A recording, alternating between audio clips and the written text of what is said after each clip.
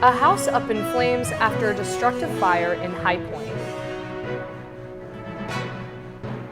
And an off-duty Charlotte officer helps bring new life into the world.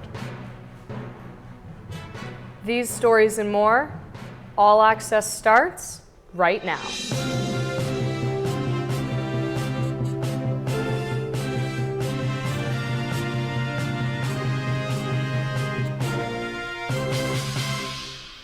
Good evening and welcome to this week's edition of HP All Access. I'm Reese Allen. And I'm Reese Harnett.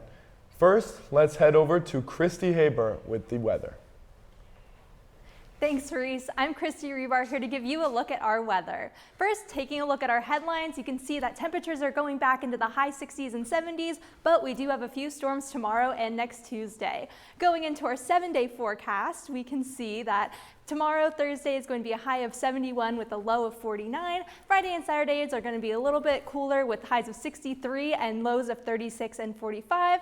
Then finally, Sunday and Monday are going to be a little bit warmer with highs of 68 and 69 and lows of 39 and 49. Then finally, Tuesday is our warmest days with highs of 74 and 78 with lows of 60. That's all for weather. Back to you guys at the desk.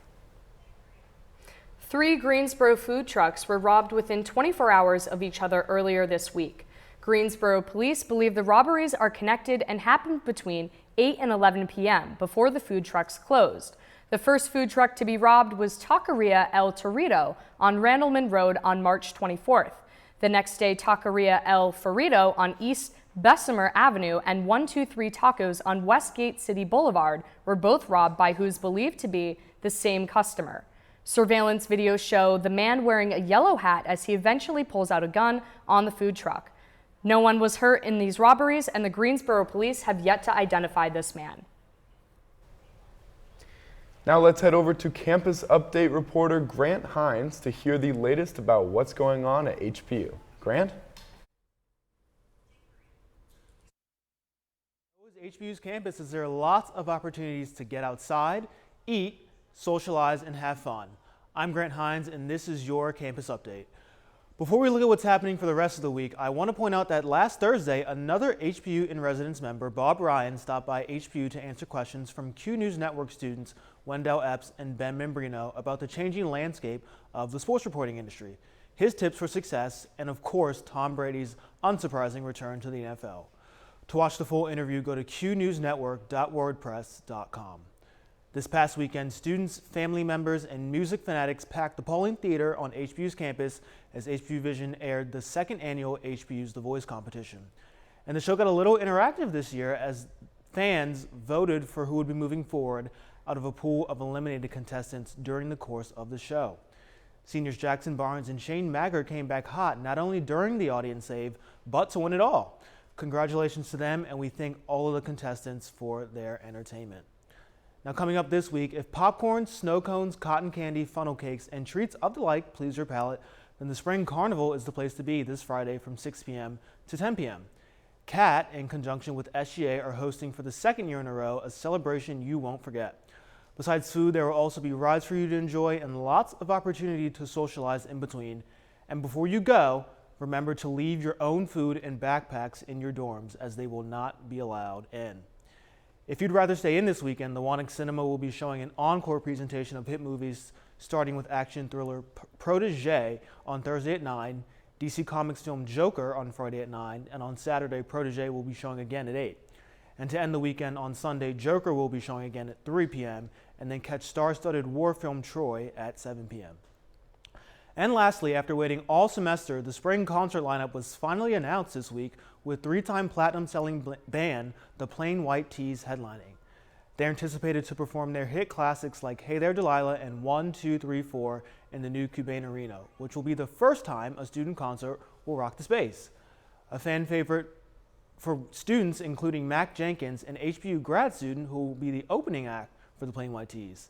The highly anticipated annual event will take place on April 8th. Doors will open at 7 p.m. and more details are to come soon about ticketing. I'm Grant Hines, and that is your campus update for this week. Back to you guys at the desk. Well, there's a lot of different things to look forward to this week. I mean, The thing that I'm most looking forward to has got to be the fair. I had so much fun last year. They had like axe throwing. They had a real like Ferris wheel on campus on the promenade. So I think it's just going to be even better. Yeah, I'll be honest. I did not get to make it to the last one, so of course I'm going to make it this time. All right, good. You're making up for it. I'll be honest. The concert, I cannot wait. I mean, I love the plain white tees, and the fact that we've got, granted a grad student, but a student, coming to open up for them is, I think, so It's going to cool. be awesome, and I'm excited for it to be in the new arena. I saw the fall concert, the parents' weekend in there, but I'm excited to see what it's going to be like with all students. Yeah, me too. Well, thanks for the update, Grant. Over to you, Will. Thanks, guys. Coming back from the break, we'll hear all about baseball's recent series win as well as what's in works with HPU lacrosse. Stay tuned. All Access will be right back.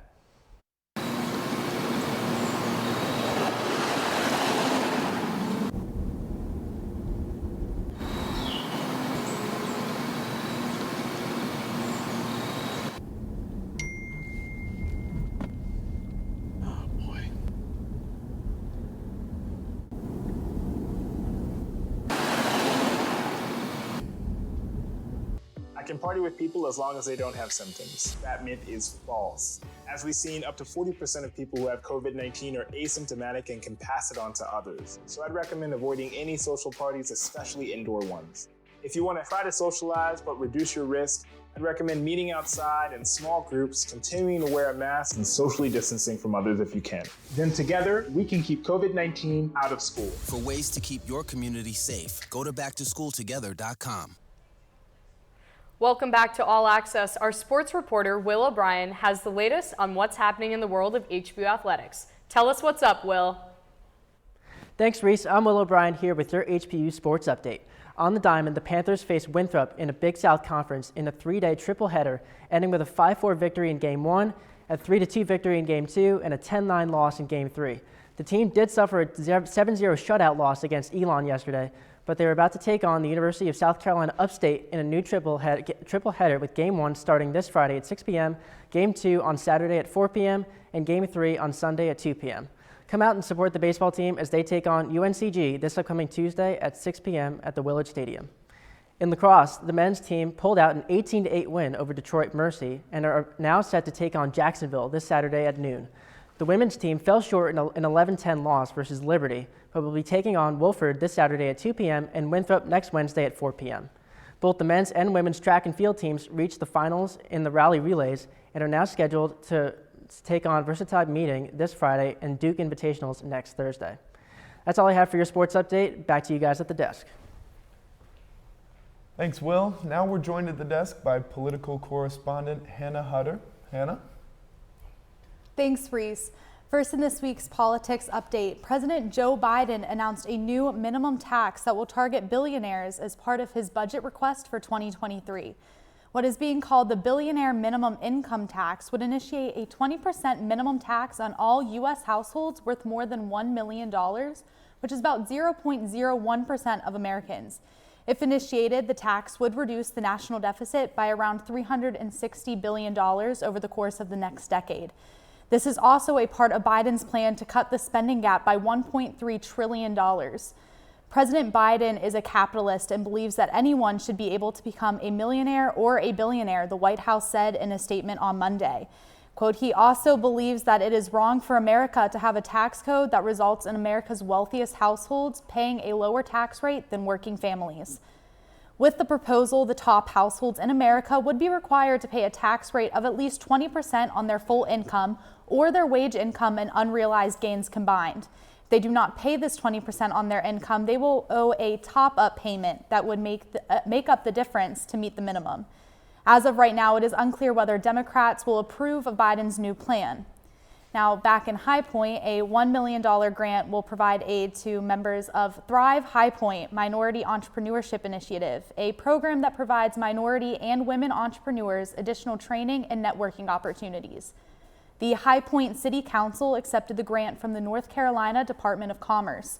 Dr. Brielle Henderson Hatch, executive director of Thrive High Point, told Fox 8, quote, We know we want to plug more money into our business coaching and counseling, where our businesses actually get to sit down and work one-on-one with subject matter experts who do business coaching.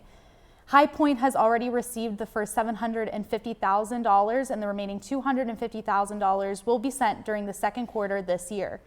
The funds do have to be spent by July 1st, 2023, unless an extension is requested and granted by North Carolina.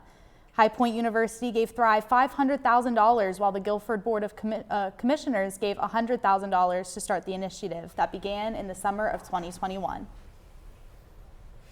Well, thanks for the update, Hannah. Coming back from break, an act of roadside kindness in Charlotte. And we hear from one of the winners of HBU's The Voice. All Access will be right back. Stay with us.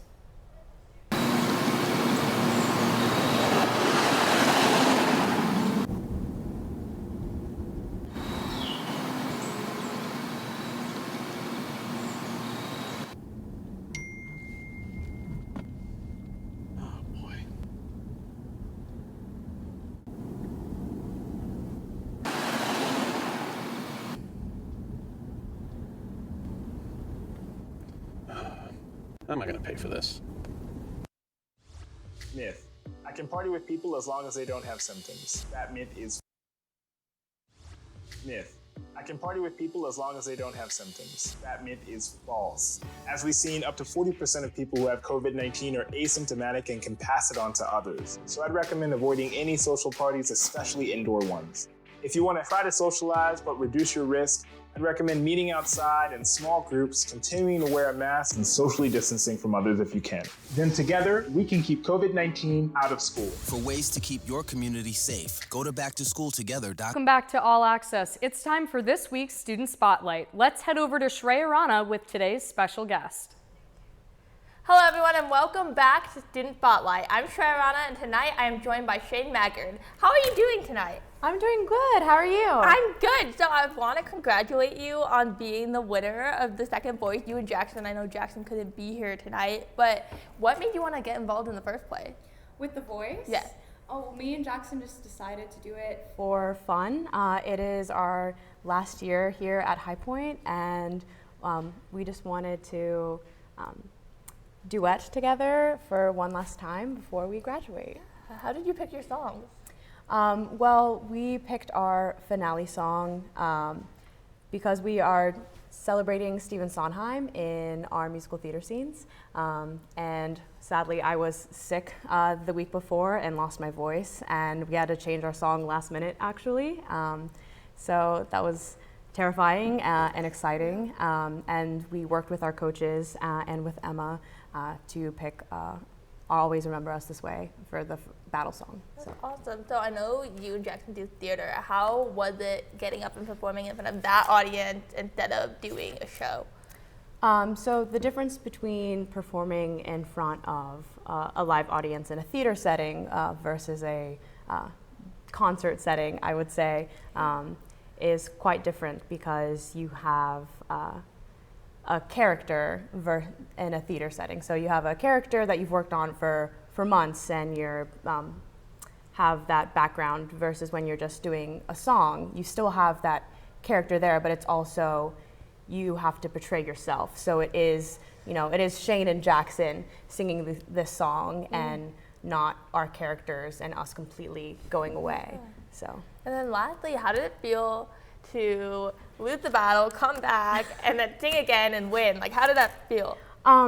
Well, for us, I know it was a little disappointing when we lost the battle, but it was really amazing having the audience vote. So it was just like a roller coaster of emotions that whole entire night. So it was wonderful and it was exciting, and having the support of everyone back at home, on and off campus, knowing that that they were rooting for us and supporting us, and watching us on the live stream and in person on stage was just wonderful. And it was overall just like a very wonderful experience, and I'm very, very glad that me and Jackson were able to do it. So. Oh, that's awesome. Congratulations on winning again. Thank you so much for joining us. Thank you. Back to you, Reese. Thanks, Shreya. Now it's time to hear all the inside scoop on all things entertainment with reporter Cassandra Jenkins. Cassandra? This week in entertainment is all about the Oscars. Viewers tuned in to find out who won awards for their movies and music.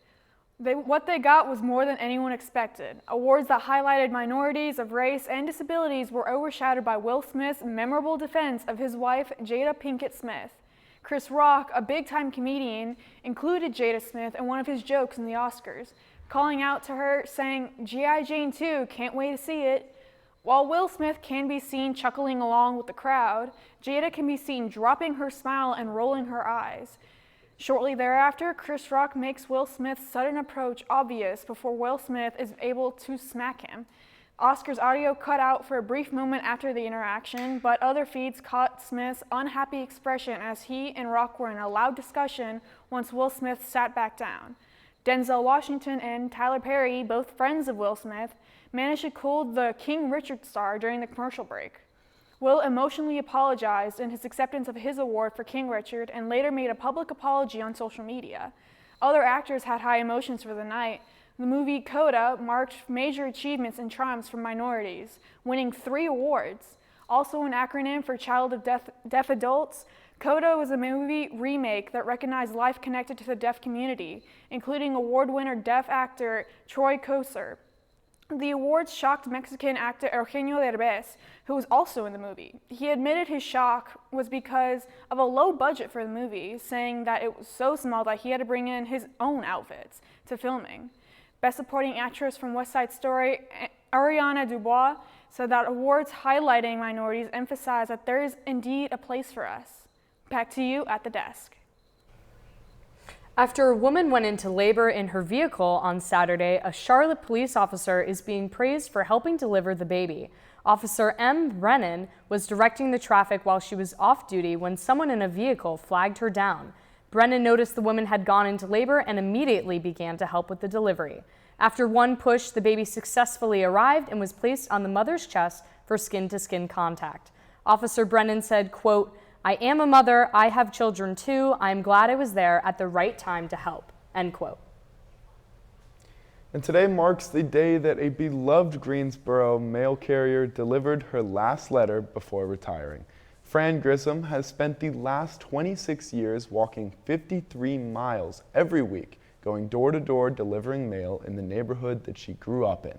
Greensboro's Lindley Park community has cherished Fran for all this time, and as they say, she makes the most of her routes by taking the time to stop and talk to people. Lindley Park resident Stan Dixon said, and I quote, "Fran and her big smile. She's so courteous and personal. That's what I'm going to miss the most," end quote. Although she won't be making the 53-mile walk every week, Fran says she has 3 young grandsons who will keep her busy and active during retirement. And that does it for our broadcast this evening. Thanks for watching us. Join us next week, same time, same place. For HB All Access, I'm Reese Allen. And I'm Reese Harnett. Have a great week, High Point.